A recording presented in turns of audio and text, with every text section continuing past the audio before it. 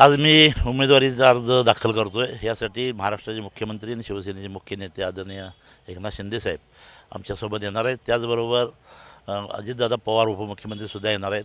जिल्ह्याचे पालकमंत्री मुश्रीफ साहेब, माजी पालकमंत्री चंद्रकांतदादा पाटील, राजेश क्षीरसागर, अमलजी महाडिक, मुन्ना महाडिक साहेब, राज्यसभेचे खासदार आणि जिल्ह्यातल्या महायुतीचे सर्व नेते मंडळी माझ्यासमोर फॉर्म भरण्यासाठी येणार आहेत। आणि खरं म्हणजे ते शक्ती प्रदर्शन नाही, महायुतीची मुळात इथं शक्ती आहे, ती सगळी लोक आपल्याला पाठिंबा देण्यासाठी येणार आहेत। पाठिंबा कुणाला आहे? पाठिंबा आमच्या सुनेला। कुणाचा अर्ज भरणार आहे? कोणाचं कोणी कोल्हापुरात इथं मतदान करायचं आता। आम्ही बचत गटून आलो, मीटिंग आम्ही सांगितलं आम्हाला। तर आज कोल्हापूर लोकसभा मतदारसंघाचे उमेदवार खासदार धैर्यशील माने आणि खासदार संजय मंडलिक यांचा उमेदवारी अर्ज भरणार आहेत। तर आज इथे मोठ्या संख्येने महिला उपस्थित आहेत। तर जाणून घेणार आहोत अमर त्यांच्याबद्दलचं जे मत आहे काय। शेंड्रू कागल तुमचा उमेदवार कोण आहे? चांगला आहे ते आमची सून आहे। तुम्हाला माहित नाही का? ती आमची सून लागते, आम्हाला एवढं काय। तुम्ही आता इथं आलाय ना, तुमचा पाठिंबा कुणाला आहे? पाठिंबा आमच्या सुनेला, पाठिंबा आमच्या सुनेला। कागल तालुक्यातून तुमचा कोणाला पाठिंबा आहे आणि का? आता तुम्ही जे निवडून देणार आहे ना, ते तुमच्यासाठी निवडून देणार आहे, सो तुम्हाला माहीत पाहिजे, यासाठी आम्ही विचारतो। आज उमेदवारी अर्ज इथं भरणार आहेत, पण तुमचा पाठिंबा कुणाला आहे? काय आता पाठिंबा अर्ज भरा की कुणाचा अर्ज भरणार आहे? कोणाचं कोणी मंडलिक साहेब म्हण त्यांच्याबद्दल त्यांचाच फॉर्म का भरणार आहे तुम्ही? काय कारण? काय आता आम्हाला काय कळतं यार, काहीतरी सांगते की आम्हाला कोणतरी सांगायला। आम्ही त्या काय आम्ही शिकलेला हा का काय आहे, चार डोळ्याचं तुम्ही हा काय सांगचाल ते आम्ही करायचं।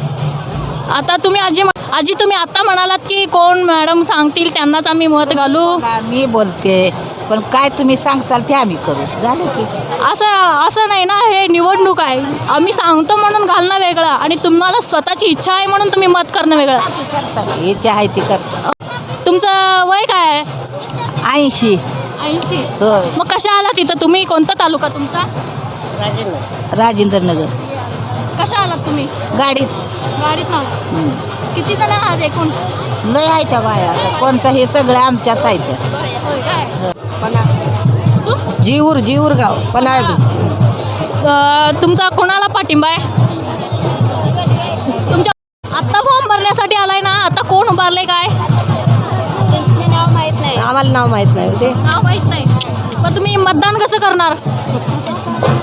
मला सांगणार तसं करणार की हो। कोण सांगणार आहे तुम्हाला? आमची आता हे आहे पुरगी ती सांगणार की हो, आम्हाला घेऊन आली ती। तुम्हाला कसं घेऊन आलेत? त्यांनी काय सांगून घेऊन आलेत की तुम्ही स्वइच्छेने आलाय? तुम्ही सांगा, तुम्हाला सांगू? नाही आमची हिच्या काय ते बचत गट घेणार नाही, आम्ही आलो बचत गटाचं मत कोणाला आहे?